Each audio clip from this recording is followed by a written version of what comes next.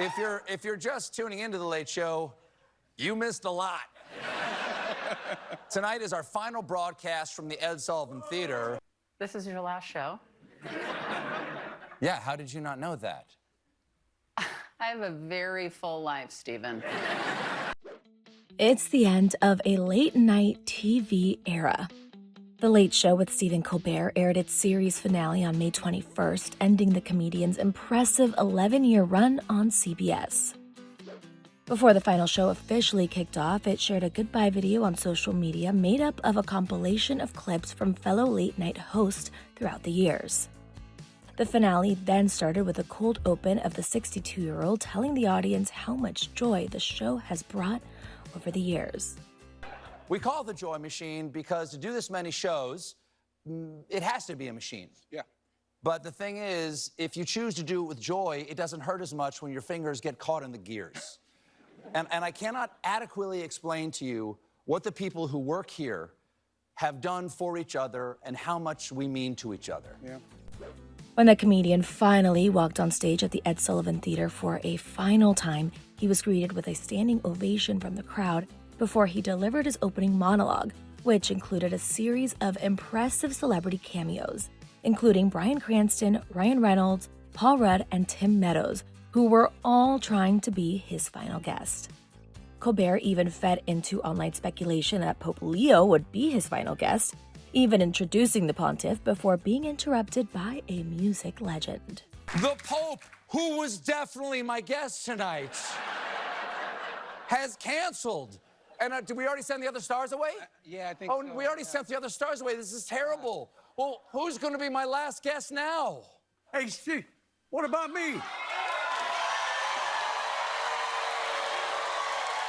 The host then briefly encountered some technical difficulties and ditched his guest as he tried to solve the problem. That's where he was greeted with astrophysicist Neil deGrasse Tyson, who told him there is an interdimensional wormhole, revealing the cancellation of his show has created a, quote, rift in late night, warning viewers if it grows, all of late night television could be destroyed.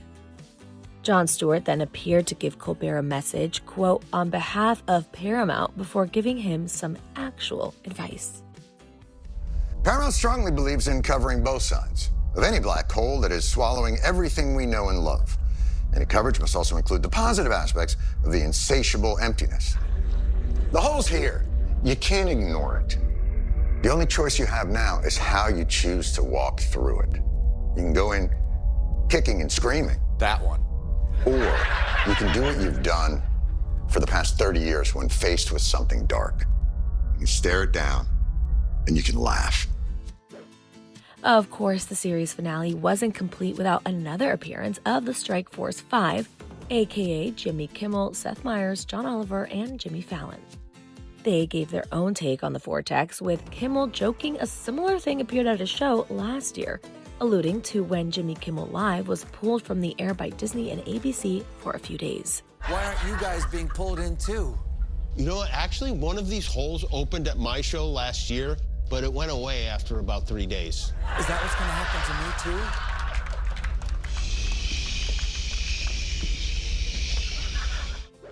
too? The show ended up going over, closing out with a performance of Hello Goodbye by Paul McCartney, John Baptiste, and his entire staff.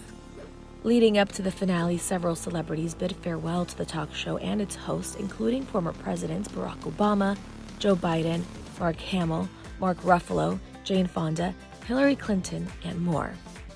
Thursday's show ends Colbert's 11-year run on late night that started when he took over the gig from David Letterman in 2015. Its cancellation was announced last summer, with CBS and its parent company maintaining it was purely a financial decision. However, some Colbert supporters called out the decision because the comedian had been a consistent critic of President Donald Trump, which led many fans to accuse CBS of bowing to political pressure, because the timing of the cancellation came days after CBS's $16 million settlement with the White House over a 60 Minutes interview with then VP and presidential candidate Kamala Harris. Additionally, after the late night show's cancellation, the FCC approved Paramount and Skydance Media's $8 billion merger. Throughout the final episode, Colbert threw some digs at CBS and President Donald Trump.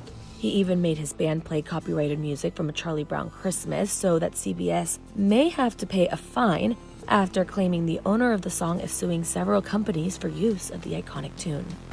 Yeah, is that what they're doing? Yeah. Oh no, I hope this doesn't cost CBS any money.